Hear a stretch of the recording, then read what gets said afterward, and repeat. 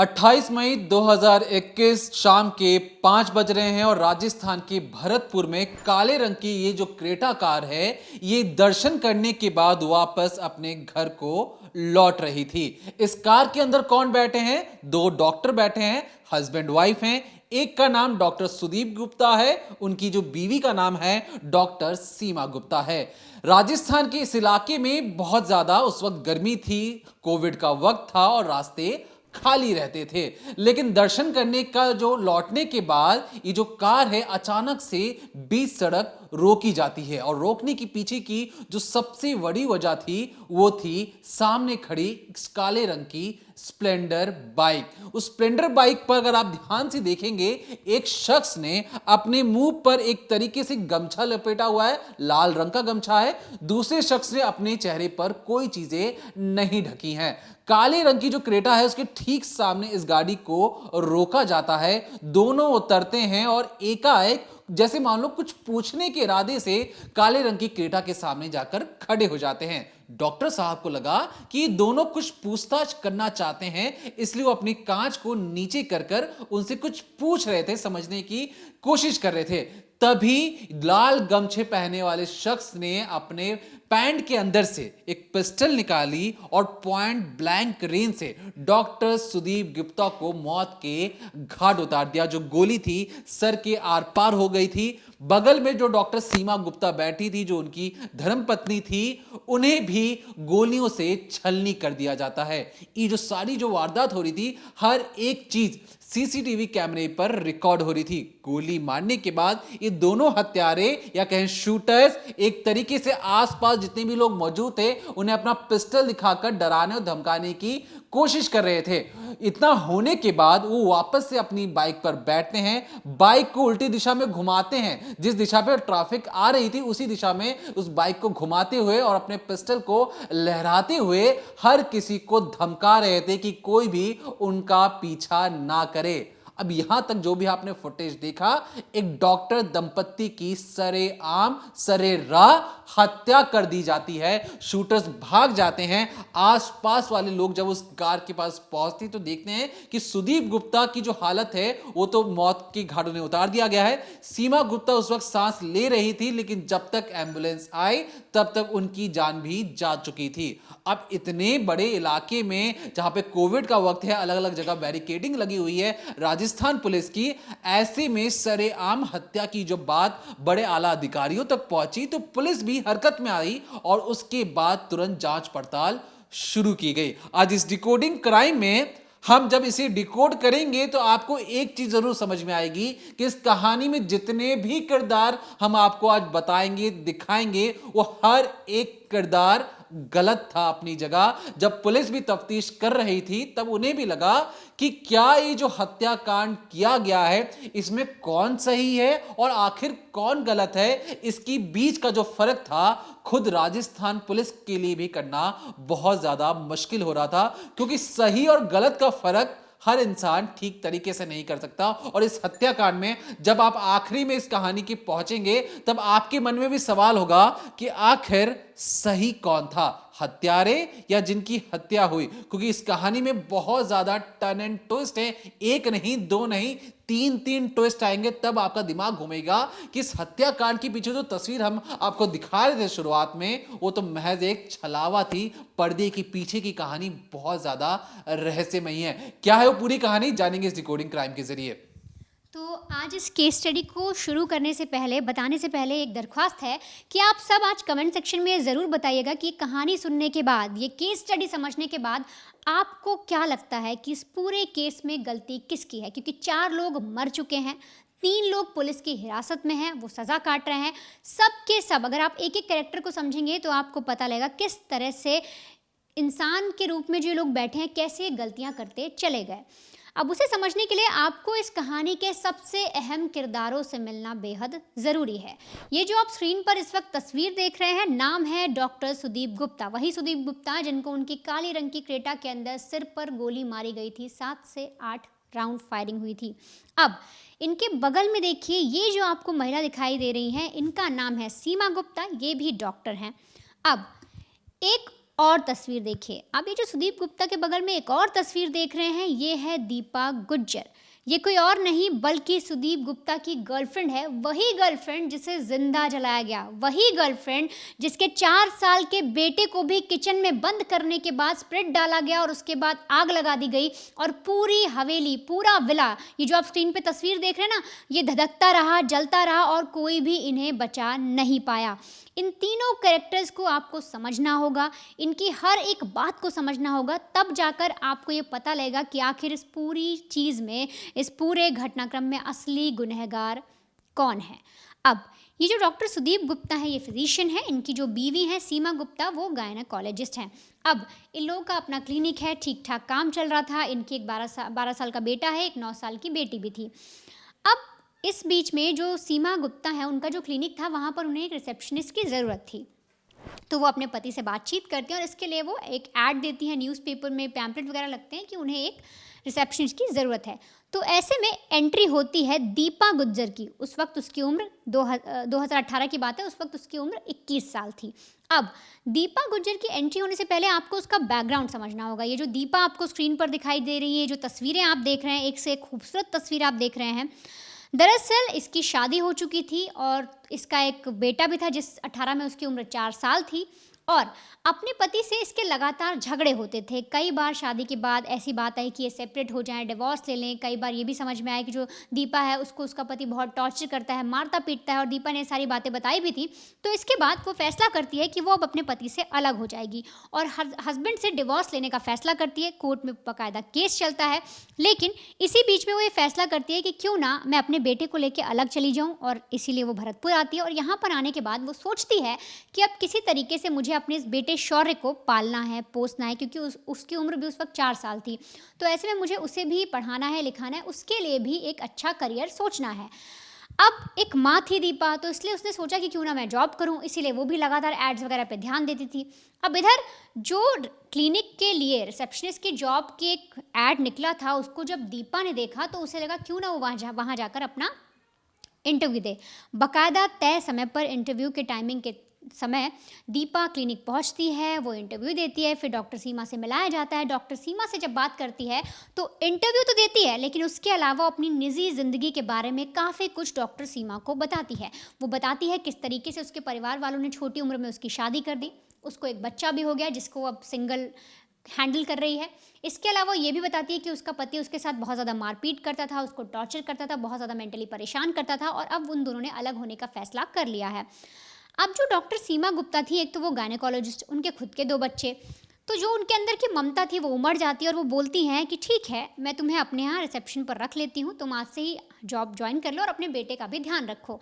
अब उनको, जो सीमा गुप्ता थी, उनको आप यूँ समझिए कि कहीं ना कहीं दीपा गुज्जर के साथ थोड़ा लगाव भी हो जाता है, क्योंकि जिस तरह से दीपा अपनी निजी ज़िंदगी के बारे में, अपनी प्राइवेट लाइफ के बारे में जो कहानी बताती है, उसको सुनकर सीमा को भी लगता है कि ये जो लड़की है, बेचारी छोटी उम्र की लड़की है, एक बच्चा है, कैसे उसको पालेगी, तो इसको भी जॉब की ज़रूरत है।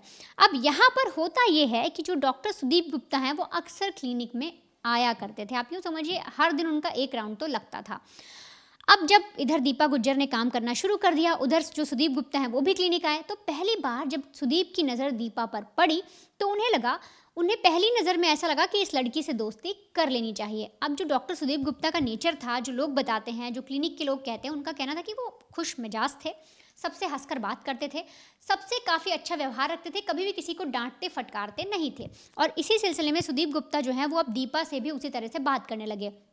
अब होता ऐसे था कि कई बार जो डॉक्टर सीमा गुप्ता हैं, जो गायनेकोलॉजिस्ट हैं, वो जब कभी क्लिनिक पर नहीं हैं तो उस वक्त जो सुदीप गुप्ता हैं वो जाकर क्लिनिक को संभालते थे, और ऐसे में उन्हें लंबा वक्त मिलता तो वो दीपा के साथ ज़्यादा वक्त बिताते।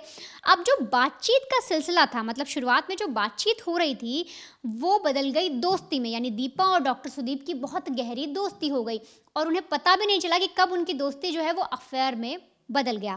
यानी कि अब जो डॉक्टर सुदीप हैं वो दीपा को पसंद करने लगे, उसके साथ रिश्ता रखने लगे, और दीपा भी डॉक्टर सुदीप को पसंद करने लगी। कई बार वो लोग होटल में गए, कई बार वो लोग अलग कमरे में गए, उन दोनों ने रिलेशन बनाया और बहुत ज़्यादा ही उन दोनों के बीच में घनिष्ठता हो गई।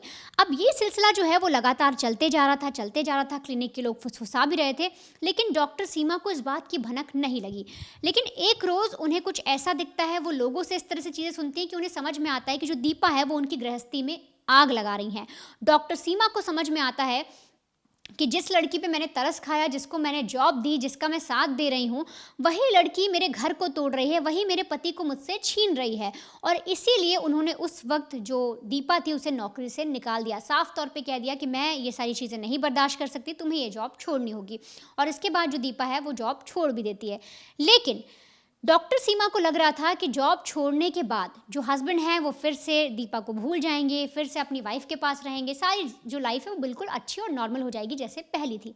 लेकिन ऐसा बिल्कुल नहीं होता। जो डॉक्टर सीमा ने सोचा था उसके बिल्कुल इतर चीज़ें हो जाती। यानी कि दीपा जॉब तो छोड़ देती है लेकिन वो डॉक्टर सुदीप को नहीं छोड़ती। और डॉक्टर सुदीप भी अब दीपा के, आप यूँ समझिए, उसके प्यार में इतना पागल हो गए थे, उसकी खूबसूरती देखकर इतना पागल हो गए थे कि वो बिल्कुल भी तरीके से वो दीपा को छोड़ना नहीं चाहते थे। और अब ऐसे में उन्होंने तय किया कि दीपा को मुझे कहीं पर रखना होगा, किसी अच्छी जगह रखना होगा। और इस सिलसिले में दीपा भी बार बार दबाव बनाती थी कि तुम्हारी वाइफ ने तो मुझे जॉब से निकाल दिया, अब मेरे पास कुछ भी नहीं है, मेरे खर्चे उठाओ, बहुत सारी चीज़ों की डिमांड करने लगी। अब आप यूँ समझिए, डॉक्टर सुदीप गुप्ता और जो दीपा है दोनों हस्बैंड वाइफ की तरह ही रहने लगे। मतलब कि सारी रिस्पॉन्सिबिलिटी अब डॉक्टर सुदीप उठा रहे थे। वो एक घर में नहीं रह रहे थे लेकिन सारी रिस्पॉन्सिबिलिटी, बच्चों का एडमिशन कराना, हर उनको क्या चाहिए, दीपा को कब कपड़े चाहिए, क्या खाना जाएगा, यहाँ तक कि रहने की व्यवस्था की गई। आप यूँ समझिए, एक विला है, ये जो आप तस्वीर देख रहे हो जल रहा है इस वक्त, यही विला सीमा गुप्ता और डॉक्टर सुदीप गुप्ता ने खरीदा था। ये सीमा गुप्ता के नाम था। लेकिन जो डॉक्टर सुदीप गुप्ता हैं वो दीपा को इस विला के अंदर रख देते हैं। वो कहते हैं कि देखो अभी सीमा को इस बारे में कुछ पता नहीं है, तब तक तुम चुपचाप इस विला के अंदर रहो। काफ़ी बड़ा विला था और उनका बच्चा जो शौर्य है वो भी वहीं पर रहता है। और साथ ही साथ वो एक कॉन्वेंट स्कूल में शौर्य का एडमिशन भी कराते हैं, बाकायदा उसकी फ़ीस भी भरते हैं। अब लगातार जो दीपा थी उसकी डिमांड भी बढ़ रही थी। वो बार बार कहती थी कि तुम्हें मेरे लिए ये काम करना है, मेरे पास इतने पैसे ख़त्म हो गए। हर एक चीज़ जो है वो डॉक्टर सुदीप गुप्ता पूरी कर रहे थे। यहाँ तक कि कई बार वो इस विला में मिलने भी जाते थे, कई बार इन दोनों के बीच में रिलेशन भी बने, नाजायज़ संबंध भी बने और ये सिलसिला लगातार चलता जा रहा था। लेकिन कहानी पलटती कब है, तो दरअसल अब दीपा को लगता है कि बच्चे का एडमिशन हो गया है, मैं अच्छी जगह रह रही हूँ, मुझे हर महीने पैसे मिल रहे हैं, मेरे सारे शौक पूरे हो रहे हैं, तो क्यों ना मैं एक बिज़नेस सेटअप कर लूँ। और इसी सिलसिले में वो डॉक्टर सुदीप से बात करती हैं और कहती हैं कि देखो मैं एक सैलून खोलना चाहती हूँ, मैं चाहती हूँ कि साइड बाय साइड मेरा भी एक बिज़नेस रन करता रहे और ताकि मेरे बच्चे का भी जो भविष्य है वो अच्छा रहे। अब डॉक्टर सुदीप गुप्ता हामी भरते हैं, किसी तरीके से पैसा अरेंज करते हैं और वो सारा पैसा अरेंज करने के बाद वो दीपा को दे देते हैं कि तुम अपना सैलून खोल लो। दीपा एक सैलून खोलती है, उसका नाम रखती है आयशा सैलून और इसका इनॉग्रेशन की तारीख तय की जाती है, बाकायदा पंडित वगैरह बुलाए जाते हैं। लेकिन इसमें सबसे खास बात ये रहती है कि जो इनविटेशन कार्ड बनाया जाता है उस कार्ड के अंदर जो स्पेशल गेस्ट लिखा जाता है वो कोई और नहीं था, वो था सुदीप गुप्ता। यानी कि डॉक्टर सुदीप गुप्ता जो है वो आकर फीता काटेंगे जिसके बाद जो सैलून है वो चालू होगा और ये इन्विटेशन कार्ड बाकायदा सुदीप गुप्ता को दिया जाता है। इनॉग्रेशन में सुदीप गुप्ता जाते भी हैं, फीता काटते हैं, सैलून चल जाता है और सारी चीज़ें ठीक चल रही होती हैं। लेकिन एक रोज़ डॉक्टर सीमा गुप्ता अपने घर के अंदर जब वो सफाई कर रही थी अपने बेडरूम की, तो अपने पति की जो कबर्ड था उसके अंदर वो ये इनविटेशन कार्ड देख लेती हैं। अब जैसे वो इनविटेशन कार्ड देखती आयशा सैलून लिखा है, इनॉग्रेशन जो गेस्ट हैं वो सुदीप गुप्ता का नाम लिखा है, लेकिन जब उसे ठीक से पढ़ती हैं तो उन्हें समझ में आता है कि लोकेशन जो है वो विला के पास वाली लोकेशन है और साथ ही साथ उसमें दीपा गुज्जर का नाम मेंशन है। अब वो उस कार्ड को छुपाती हैं। सबसे पहले वो अपने हस्बैंड को कन्फ्रंट करती है, उससे पूछती हैं कि क्या तुम अभी भी दीपा से मिलते हो, क्या तुम दोनों का अभी भी कोई संबंध है, क्या तुम हमारे बच्चों को भूल गए हो, तुम मुझे भूल गए हो। उस वक्त जो सुदीप गुप्ता हैं वो बात को संभालते हैं और साफ तौर पे इनकार कर देते हैं। वो अपनी पत्नी के आगे सिर्फ इतना कहते हैं कि मेरा दीपा के साथ अब कोई संबंध नहीं है। लेकिन इसके बाद जो सीमा गुप्ता हैं वो अपनी सास को बुलाती हैं, उनको घर में बुलाया जाता है, उनको कार्ड दिखाया जाता है कि आप ये कार्ड देखिए, इस कार्ड पर आपके जो बेटे हैं वो क्या कर रहे हैं, उनका एक लड़की के साथ अवैध संबंध था, मैंने उसको नौकरी से निकाला, इसके बावजूद वो उससे मिल रहे हैं। अब जो माँ थी जब वो ये कार्ड देखती है और अपने बेटे का चेहरा देखती है, वो कार्ड दिखाकर जब सच्चाई पूछती है, तब उस वक्त जो हस्बैंड है यानी कि जो डॉक्टर सुदीप गुप्ता है उन्हें सच कबूलना पड़ता है और बताते हैं कि हमारा अभी भी संबंध है और जो विला में मैंने इस वक्त दीपा गुज्जर को ठहरा रखा है। अब यहाँ पर जो सारी बातें सीमा सुनती है उसका जो भरोसा टूटता है, उसे लगता है कि अब उसकी दुनिया है पूरी तरह से ख़त्म हो जाएगी। और इसके बाद बाकायदा वो अपने हस्बैंड को एक धमकी देती है, वो पूरी चीज़ बताती है कि अब अगर तुम उसके पास गए तो चीज़ें बहुत बुरी हो जाएंगी। लेकिन यहाँ पर दीपा कहाँ रुकने वाली थी, वो लगातार अभी भी डॉक्टर सुदीप को कांटेक्ट कर रही थी, अभी भी वो ये चाह रही थी किसी भी तरीके से सुदीप जो है वो उसके पास आ जाए। एक बार होता ये भी है कि विला में जो डॉक्टर सीमा गुप्ता है वो अपनी सास को लेकर जाती भी हैं, वो ये कहने भी जाती है कि तुम मेरे पति को छोड़ दो, तुम्हें जो पैसे चाहिए सब कुछ तुम्हें मिल गया, तुम उतने पे चीज़ें खत्म कर दो। लेकिन दीपा जो है वो अब भी नहीं मानती, अभी भी जो संबंध था, जो रिलेशन था वो चलता जा रहा था। और इसके बाद जो डॉक्टर सीमा गुप्ता है वो एक ऐसा कदम उठाती हैं जिसके बाद आप यूँ समझिए चार जिंदगियाँ बर्बाद हो गई हैं।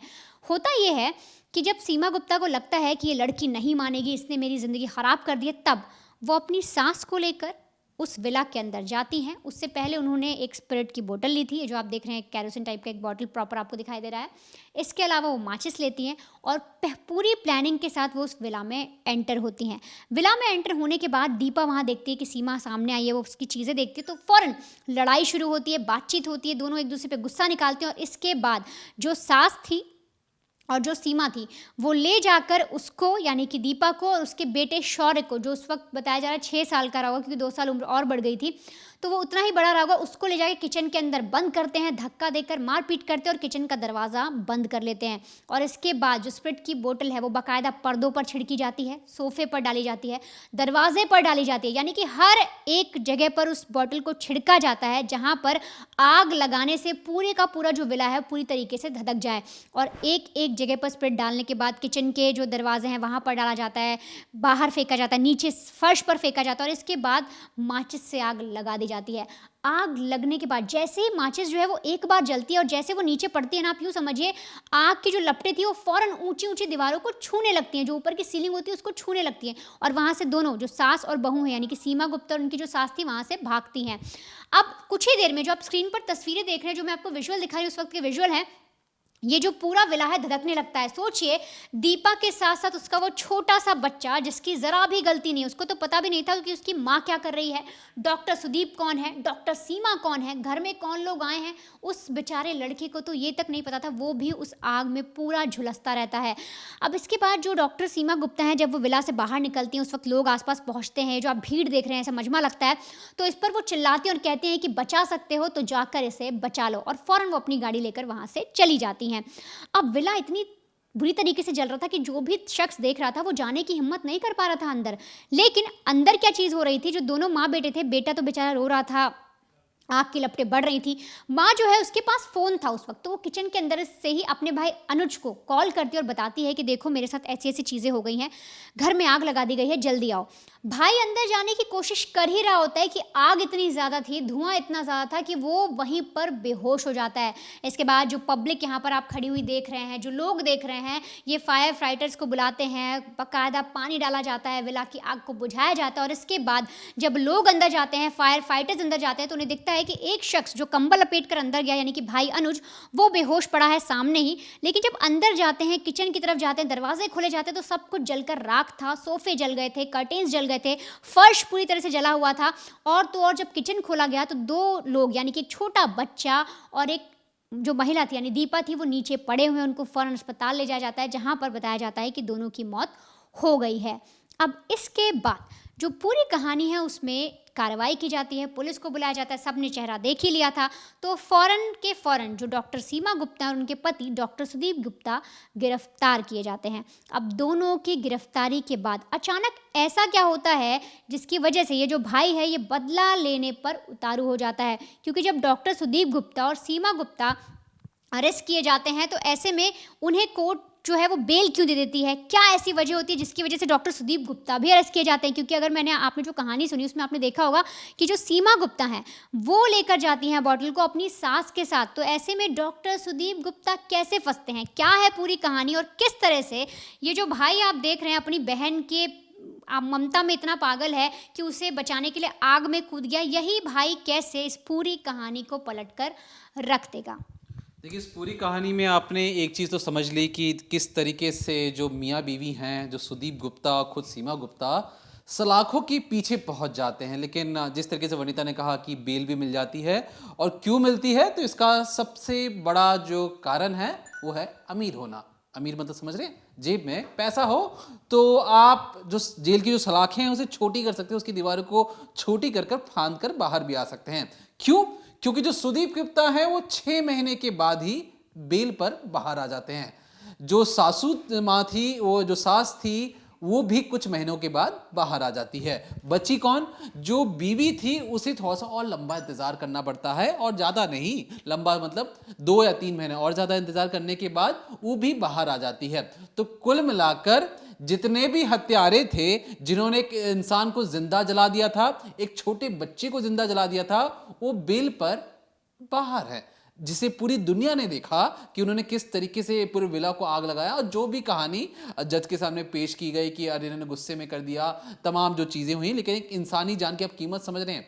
लगभग 7 से 8 महीना रहने के बाद जेल से अगर कोई बाहर आ जा रहा है, बेल पे ही सही, खुले आसमान में सांस तो ले रहा है। अब ये मियाँ बीवी बाहर आ गए, और अनुज जो कि बेहोश हो चुका था, जो छोटा भाई था, जब उसे हॉस्पिटल में उसे पता लगा कि उसके जो भांजे और उसकी जो बहुत प्यारी बहन के साथ जो चीजें हुई हैं, और दोनों डॉक्टर्स कुछ महीनों के बाद जब बाहर आ गए, तो अनुज गुस्से से आग बबूला हो गया।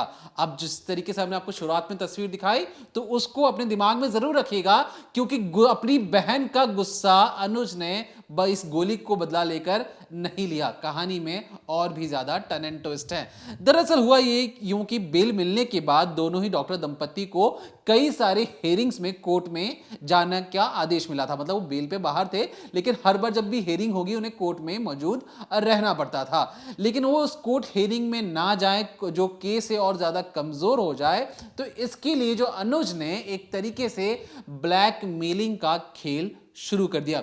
शुरुआत में जो अनुज के अंदर जो गुस्सा था कि उसकी बहन को जिंदा जला दिया गया, उसके भांजे को जिंदा जला दिया गया, ये गुस्सा धीरे धीरे नोटों के सामने पिघलता हुआ चला गया। और गुस्सा इस तरीके से पिघला कि उसने अपना जो पिघला हुआ रूप छोड़कर लालच का शैतान बन चुका था। अनुज जो कि छोटा भाई था, उसे समझ में आ चुका था कि डॉक्टर दंपत्ति जेल के अंदर जाने से डरते हैं, और इसी डर को पैसे में बदलने की जरूरत है। शुरुआत तौर पर 5 लाख रुपए मांगे गए, तुरंत मिल गया।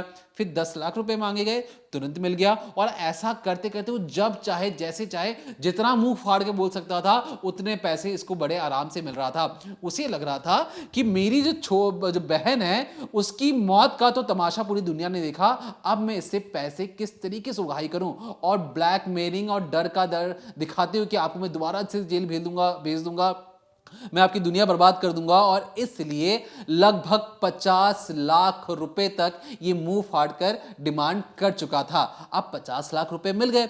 अब इसे लगा कि पहले में तो कुछ लाख रुपए मांगता था, 50 लाख तक ये देने को राजी है। मतलब ये बहुत ज्यादा अमीर लोग हैं, इन्हें जितना चाहो उतना ज्यादा एक्सप्लॉइट करो, इनके डर को और भी ज्यादा डरावना बनाओ। अब जब 50 लाख रुपए इनके अकाउंट में आए, तो अनुज ने फिर से अपना असली चेहरा दिखाना शुरू किया और कहा कि देखो, अगर आपको अभी भी आपने जितने पैसे दिए उतने से मेरा कुछ हो नहीं रहा, मुझे और ज्यादा पैसे चाहिए। और इस बार डिमांड की गई 1 करोड़ रुपए की। 1 करोड़ रुपए आपको ज्यादा लग रहे होंगे, तो बात यहीं खत्म नहीं होती है। अनुज ने कहा कि मेरी बहन जिस अस्पताल में काम करती थी, उस अस्पताल, मतलब डॉक्टर दंपति उस अस्पताल के टॉप फ्लोर पर रहते भी थे। वहां पर जब भी कोई पेशेंट इमरजेंसी में आता था, तो अपने घर से नीचे उतरकर उन लोगों का इलाज भी करते थे। तो इस तरीके से ये दंपति रहते भी थे। तो अनुज ने कहा कि जो पूरा जो हॉस्पिटल का जो कॉम्प्लेक्स है, हॉस्पिटल की जो एडमिनिस्ट्रेशन है, उन सारी चीजों को मेरे नाम पर कर दिया जाए, और मैं ही इसका संचालक बन जाऊं, मैं ही इसका डायरेक्टर बन जाऊं। अनुज ने जब ये सारी बातें बताई, तो डॉक्टर दंपत्ति को लगा कि बहुत बात आगे बढ़ चुकी, इतने पैसे भी नहीं हैं, और अपनी कमाई से जो उन्होंने इतना बड़ा साम्राज्य बनाया है, वो कैसे किसी और को सौंप दें, और वो उस पर आनाकानी करने लगे। अब डॉक्टर दंपति इस चीज को लेकर पुलिस के पास भी नहीं जा सकते थे, तो इन्होंने अपने तक सारी बातें रखी। लेकिन वहीं पर अगर हम आपको बताएं, जो अनुज है, उसकी जब कुंडली खंगाली गई, तो पता लगा कि जो अनुज है वो बस 16 साल की उम्र में जेल में जा चुका था। चोरी, डकैती, हथियार रखना और इन सारी चीजों को लेकर वो पहले भी जेल जा चुका है। उसके कई सारे ऐसे दोस्त हैं, बाहुबली दोस्त हैं, जो डराने धमकाने का काम करते हैं। जब अनुज को लगा कि दोनों डॉक्टर दंपति पैसे देने से मना कर रहे हैं, हॉस्पिटल उसके नाम पर नहीं कर रहे हैं, उसने इलाके के बहुत बड़े बाहुबली को एक तरीके से अप्रोच किया कि देखिए सर, जो डॉक्टर दंपति 1 करोड़ रुपए दे नहीं रहे, हॉस्पिटल मेरे नाम नहीं कर रहे, आप मेरी मदद कर सकते हैं क्या, उन्हें डराने धमकाने के लिए। अब बाहुबली को लगा कि ठीक है, मदद तो करनी है। उसने अपने लड़कों से बोलकर एक पिस्टल दिलवाई अनुज को कि डराने धमकाने के लिए ही रखना पिस्टल, चलाने की जरूरत नहीं है, क्योंकि जब ये चलेगी तो तुम्हें बहुत ज्यादा तकलीफ होगी। अब अनुज को इस चीज की कहां समझ, उसने बार बार पिस्टल कई बार दिखाया डॉक्टर दंपति को, लेकिन बावजूद डॉक्टर्स ने पैसे देने से मना कर दिया। और ये जो गुस्सा था, ये जो ब्लैकमेलिंग था, कई बार डराने धमकाने के बाद भी उसे लगा कि पैसे नहीं दे रहे हैं, तो फिर अनुज ने अपने एक दोस्त को लिया और ये जो बाइक, काले रंग की जो स्प्लेंडर बाइक आप गाड़ी के आगे देख रहे हैं, आपको लग रहा होगा कि इसके आगे नंबर प्लेट के जरिए पुलिस ने तलाशी की होगी, तो नहीं।